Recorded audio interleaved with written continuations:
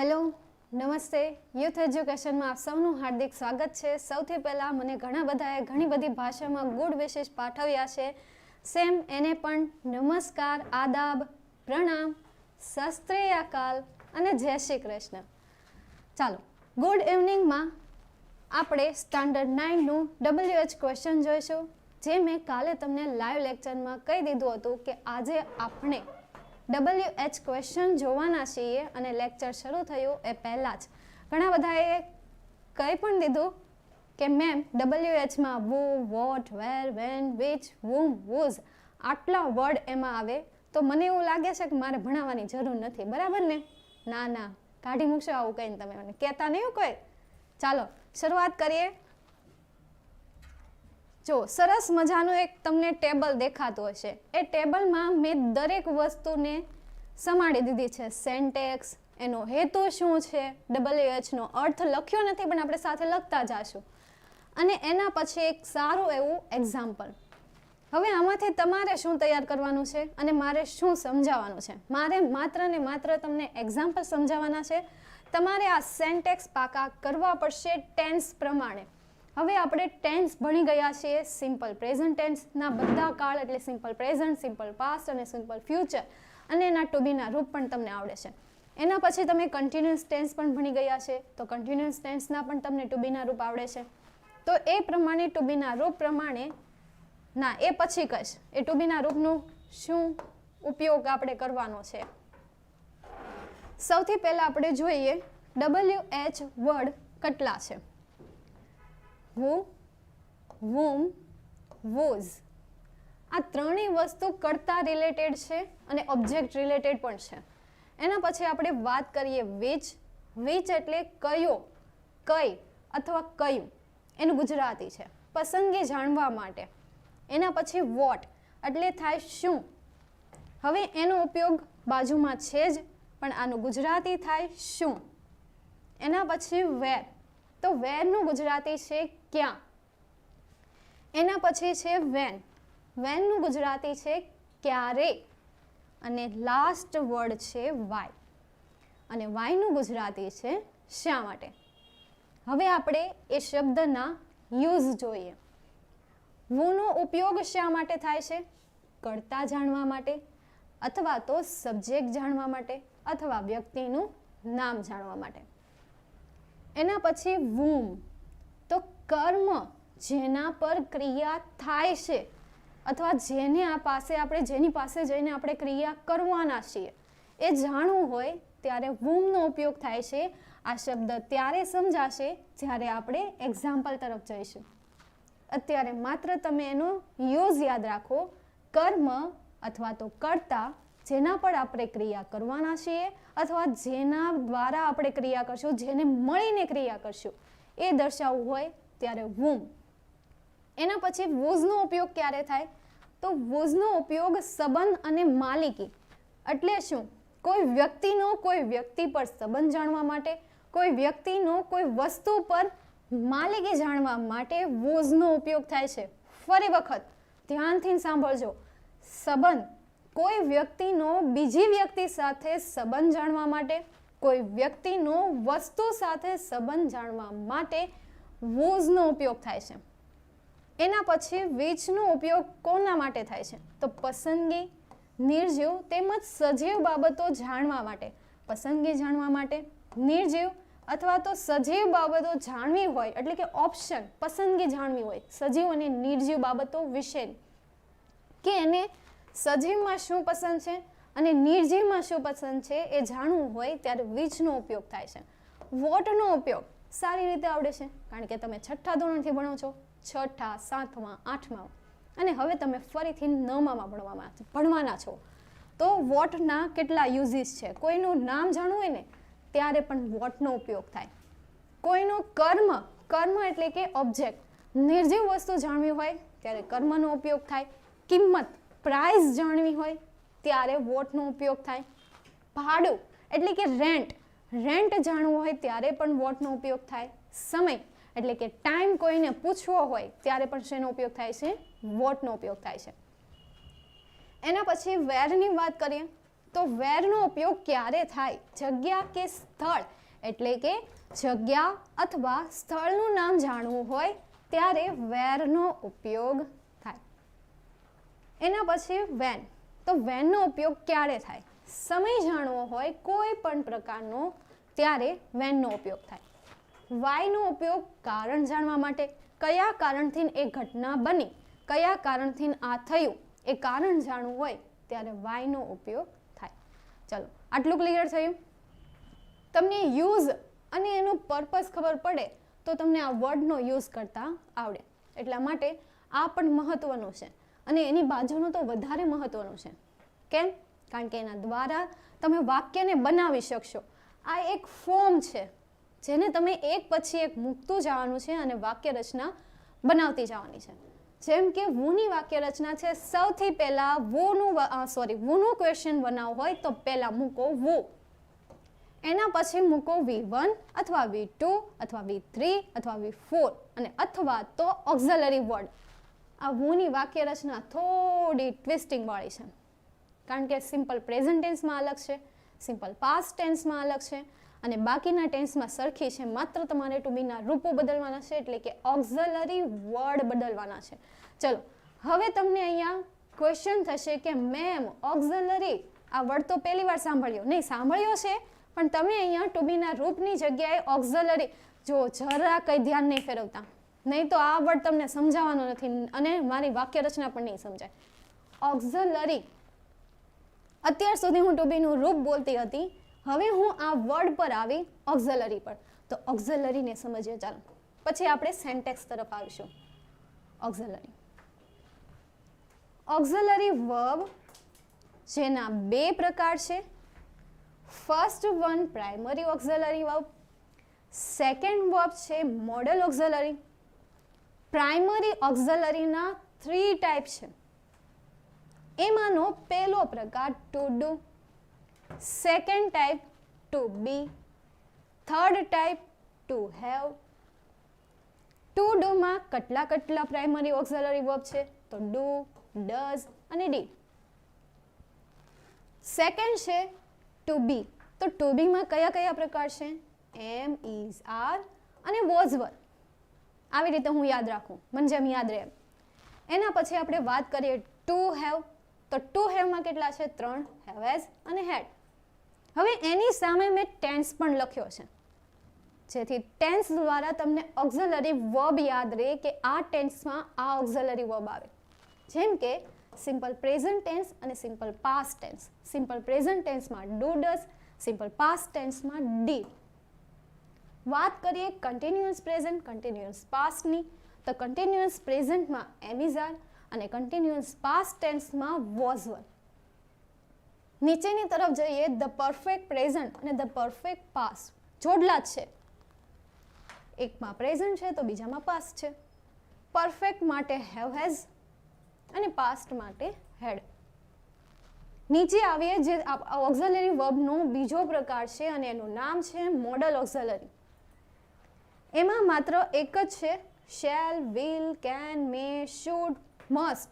અહીંયા ટી છે ને નીચે વહી આવ્યો જો. એના પછી continue could, would, may, might, so on એટલે વગેરે વગેરે. એટલે કે હેવ ટુ આવે, આઉટ ટુ આવે, એ બધા. એનો યુઝ શેમાં છે? તો એનો યુઝ સ્કિલ, કોઈની સ્કિલ કેવી હોય, કોઈની એબિલિટી કેવી હોય, કોઈની પોસિબિલિટી કેવી હોય, શક્યતા કેવી હોય, રિક્વેસ્ટ, વિનંતી કરવી હોય, મે આઈ કમ ઇન સર, તો આ રિક્વેસ્ટ છે. એના પછી ડ્યુટી, પરમિશન પણ કહેવાય ને એને. ડ્યુટી એટલે કે ફરજ કેવું હોય, you have to do it એટલે કે તારે એ કરવું જોઈએ, તારી એ ફરજ છે, નૈતિક કર્તવ્ય છે. We have to follow traffic rules. Traffic રૂલ્સને ફોલો કરવા એ આપણી ડ્યુટી છે. તો એવી ડ્યુટીને શું કહેવાય? મોડલ. એવી ડ્યુટી જ્યારે દર્શાવી હોય ને ત્યારે મોડલ ઓક્ઝિલરીનો ઉપયોગ થાય. Is it clear? એના પછી એડવાઇસ, કોઈને સલાહ આપવી હોય. You should do your homework every day, every weekend અથવા તો એવરી ટાસ્ક, એવરી ક્લાસ. તો આ શુડનો ઉપયોગ એડવાઇસ માટે થાય છે. જો અહીંયા શુડ આપ્યું છે, ક્યાં ગયું? હા, શુડ. તો આ રીતે આ અલગ અલગ મોડલ ઓક્ઝિલરીઝના અલગ અલગ વાક્ય કહેવા માટે, અલગ અલગ ફરજ કહેવા માટે, કર્તવ્ય કહેવા માટે ઉપયોગ થાય છે. ચલો, ઓક્ઝિલરી ક્લિયર થયા? ફાસ્ટ મને રિપ્લાય આપો. આપણી પાસે બહુ ઓછો ટાઈમ છે, જેને આપણે સેવ કરીને વધારે શીખવાનું છે, ઓછા ટાઈમમાં વધારે શીખવાનું છે.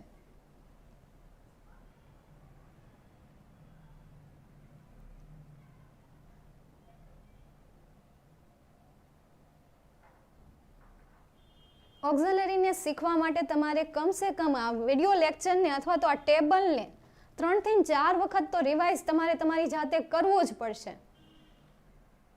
અને એના જે સેન્ટેન્સ છે, એટલે કે એની જે વાક્ય રચના છે, જે આપણે આગળના પેજમાં જોવાના છીએ, આ જે વાક્ય રચનાઓ છે એને પણ તમારે પાકી કરવી પડશે. એવું જરૂરી નથી કે હું અહીંયા ભણાવું, બોલી જાઉં, તમને યાદ રહી જાય. હા ચાલો, અત્યારે યાદ રહી ગયું પણ પછી તો ભૂલાઈ પણ જાય. હા, એકદમ સાચું મેમ. ચલો, સ્ટુડન્ટ પણ એક્સેપ્ટ કરે છે કે ભાઈ મેમ તમે જે કહો છો એકદમ સાચું છે. ઓકે, થેન્ક યુ મારા માટે તાળીઓ વગાડવા માટે. ચલો, હવે આપણે સેન્ટેક્સ તરફ જઈએ. આપણા ઓક્ઝિલરીઝ મેં તમને શીખવાડી દીધો. હજી તમે એક વખત લેક્ચર પૂરો થઈ જાય ફરી વખત એને જે રેકોર્ડેડ વિડીયો હોય એને જુઓ, જેથી તમને આ ઓક્ઝિલરી એ સારી રીતે સમજાઈ જાય.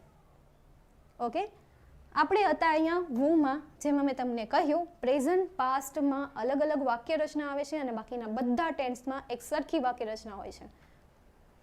તો આ તમારે વ્યવસ્થિત રીતે પાકી કરવી પડશે. એના પછી આપણે વાત કરીએ વુમની વાક્ય રચનાની. તો વુમ પછી ઓક્ઝિલરી વર્બ આવશે, એના પછી સબ્જેક્ટ આવશે, એના પછી વર્બ આવશે, એના પછી ઓબ્જેક્ટ અને એના પછી પ્રશ્ન ચિહ્ન. હવે આપણે થોડું ઝૂમ કરીએ આને. લીટો થઈ ગયો.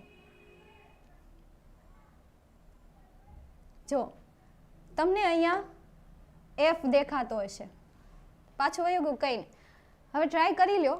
તમને એફ દેખાતો હશે. એફનો મિનિંગ શું છે ખબર છે? એફ એટલે કે ફર્સ્ટ. ફર્સ્ટ સબ્જેક્ટ તમારે અહીંયા લેવાનો છે. એનો મતલબ એમ કે જ્યારે વુમથી પ્રશ્ન બનાવવાનો થશે ત્યારે વાક્યમાં 2 સબ્જેક્ટ આપેલા હશે. એમાંથી તમારે ફર્સ્ટ સબ્જેક્ટ ક્વેશ્ચનમાં રાખવાનો છે અને સેકન્ડ સબ્જેક્ટ જે છે એને કાઢી નાખવાનો છે. Is it clear? એટલે આ સેન્ટેન્સને પણ બરાબર રીતે ધ્યાનથી પાકું કરજો અને સમજજો. એના પછી 3rd નંબર વોઝની વાક્ય રચના છે. વોઝ પછી તમારે એક નામ લખવાનું છે, નાઉન, નામ. એના પછી અહીંયા નાઉન તરીકે ઓબ્જેક્ટ પણ આવે અને સબ્જેક્ટ પણ આવે. એ પાછો બીજો સબ્જેક્ટ આવશે. એના પછી ઓક્ઝિલરી વર્બ, એના પછી સબ્જેક્ટ, એના પછી વર્બ અને લાસ્ટમાં જો અધર વર્ડ હોય તો લખવાનું, નહીં તો ક્વેશ્ચન માર્ક. વાત કરીએ વિચની વાક્ય રચનાની. તો વિચ વાક્ય રચનામાં વિચ પ્લસ ઓબ્જેક્ટ, એના પછી ઓક્ઝિલરી વર્બ, એના પછી subject, verb, question mark. What વાક્ય રચના, વોટ, ઓક્ઝિલરી, સબ્જેક્ટ, વર્બ. અહીંયા ઓબ્જેક્ટ આવશે નહીં, કારણ કે વોટમાંથી ઓબ્જેક્ટ તો કાઢી નાખવાનો હોય. હવે જે અત્યારે આજના લેક્ચરમાં ન્યૂ સ્ટુડન્ટ છે એના માટે આ OVS એ એકદમ નવો વર્ડ છે, બરાબર ને? તો તમારે આ શીખવા માટે મારા આગળના જેટલા લેક્ચર છે એ લેક્ચરને અટેન્ડ કરવા પડશે, ત્યારે તમને આ વ્યવસ્થિત રીતે સમજાઈ જશે. ઓકે, એના પછી વાત કરીએ વેર. તો વેરની વાક્ય રચના છે where, auxiliary verb, subject, verb, object. Other word હોય તો લખવાનું. વાયની વાક્ય રચના why, auxiliary verb, subject, verb અને ઓબ્જેક્ટ. હવે આપણે ઉદાહરણ તરફ જઈએ જે મારે સમજાવવાના છે, જે મારો મેઇન હેતુ છે તમને સમજાવવાનો અને તમારે સમજવાનો. અત્યારે તમારો હેતુ છે તમારે સમજવાનો, શીખવાનો. વૂથી શરૂઆત કરીએ. વૂનો ઉપયોગ શા માટે થાય? કર્તા જાણવા માટે.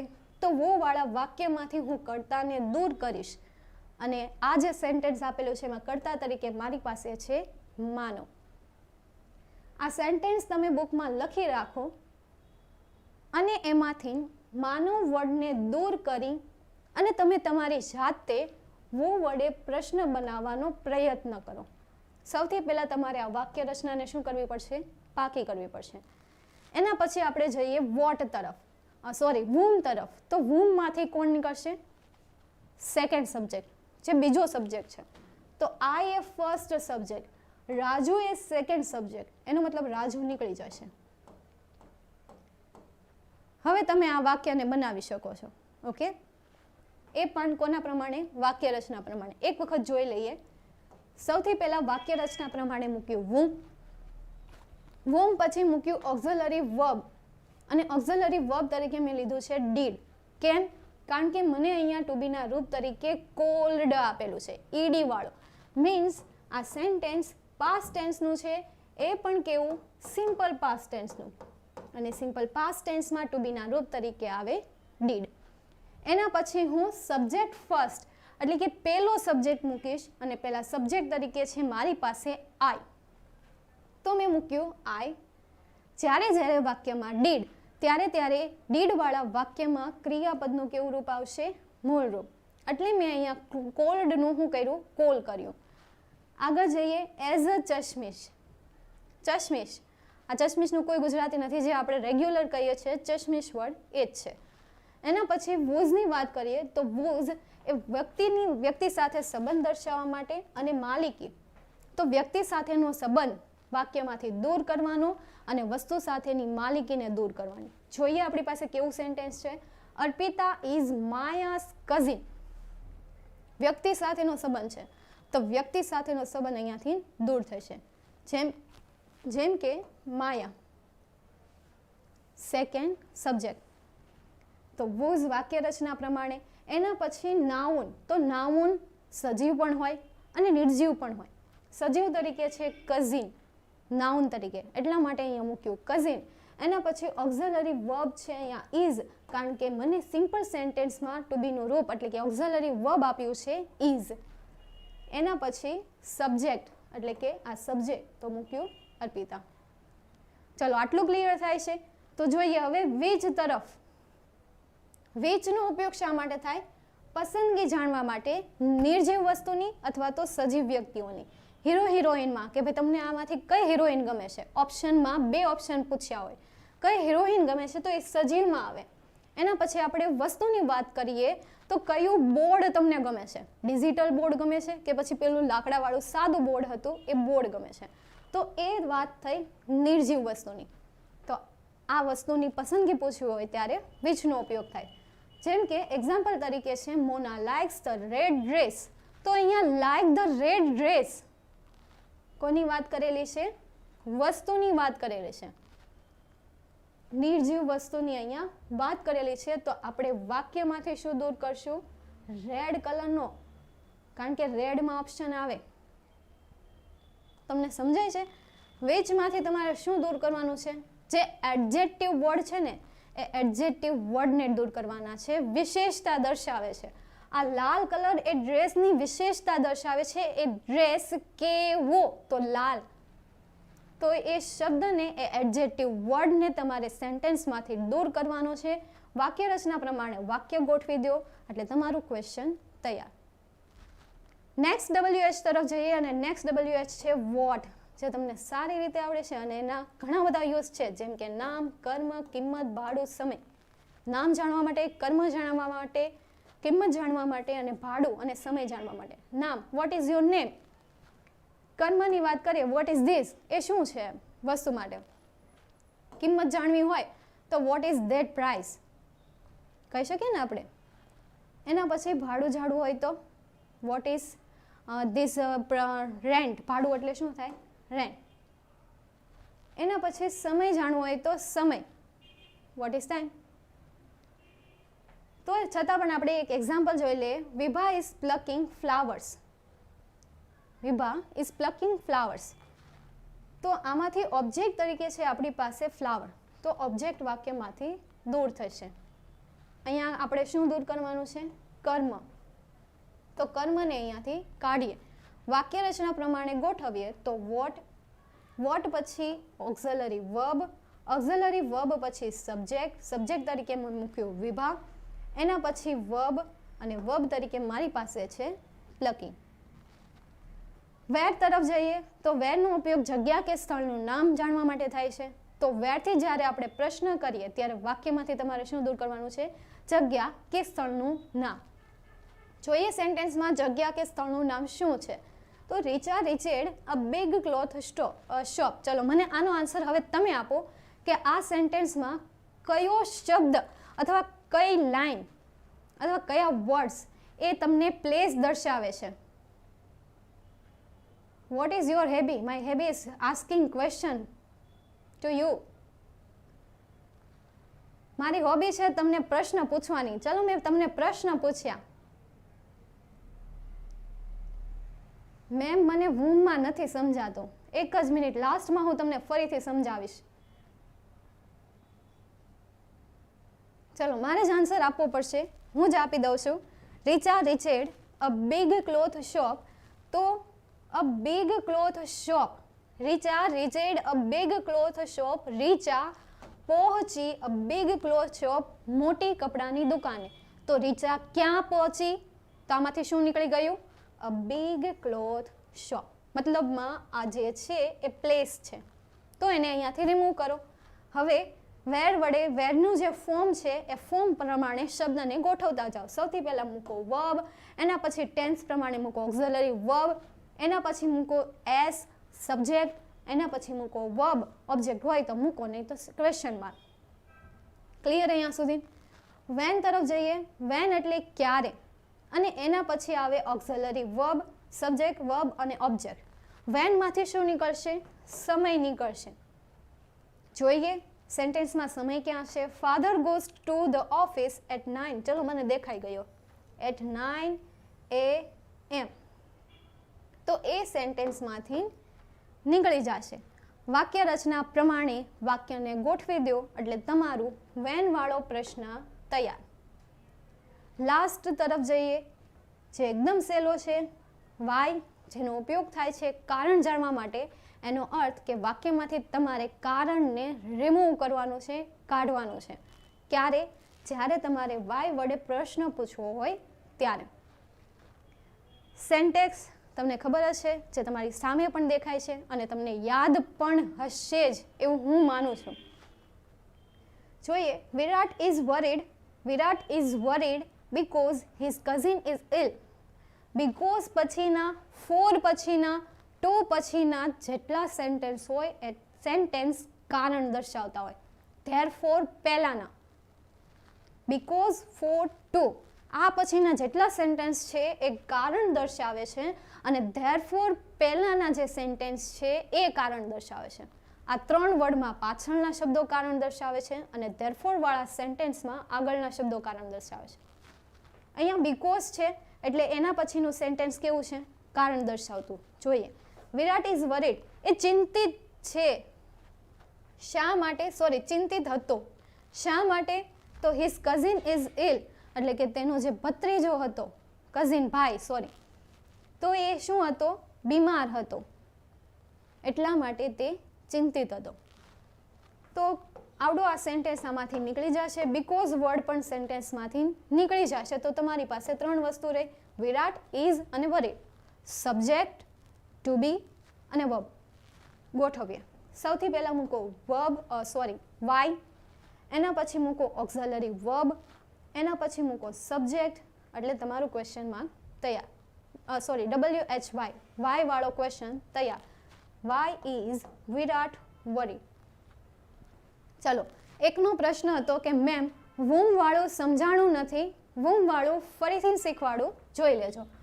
વૂમ, જેનો ઉપયોગ કર્મ જેના પર ક્રિયા થાય છે. પહેલા ઉદાહરણને સમજો, પછી વાક્ય રચના પાકી કરો. ઉદાહરણ સમજો. I called Raju as chashmish. હું રાજુને ચશ્મિશ તરીકે બોલાવતો હતો. વૂમનું ગુજરાતી થાય કોને, કોનું, કોના અને કોની. તો હવે I call Raju as a chashmish, હું રાજુને ચશ્મિશથી બોલાવતો હતો અથવા હતી. તો હવે અહીંયા કોને, કોનું દ્વારા પ્રશ્ન બનાવો તો શું પ્રશ્ન બને? કોને લગાવીને અથવા કોનું લગાવીને અથવા કોની લગાવીને બનાવો. જાતે બનાવશો તો આવડશે. અશોક, ચલો ક્વેશ્ચન બનાવો. તો કોને મૂકીને તમારે પ્રશ્ન બનાવવાનો છે? હા, ચશ્મીશ છો, સારું કહેવાય. શાકભાજી ખવાય એટલે ચશ્મા ન આવે.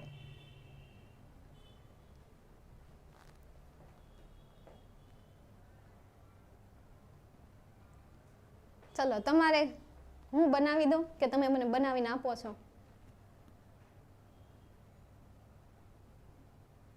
હજી તમે પૂછ્યું પહેલા તો આવી ગયું. મેમ કોઈ ક્વેશ્ચન નથી આવતો, તમે જાઓ એમ. બરાબર ને? કાંઈ નહીં, ચાલો હવે હું બનાવી દઉં. whom I call Raju as a chashmish. હું રાજુને કોને બોલાવતી હતી? હું રાજુને કોને બોલાવતી હતી? ફરીથી આપણે અહીંયા એક લોચો થઈ ગયો. I call Raju as a chashmish. હું ચશ્મીશ કોને બોલાવતી હતી, અથવા હું ચશ્મીશ કોને બોલાવતો હતો. તો અહીંયા રાજુની જગ્યાએ કોને આવું, એટલા માટે આ લાઈન જે છે એ whom વડે બનશે. ચલો, હવે ક્લિયર થયું? થોડીક આપણે સમજવામાં ભૂલ થઈ ગઈ.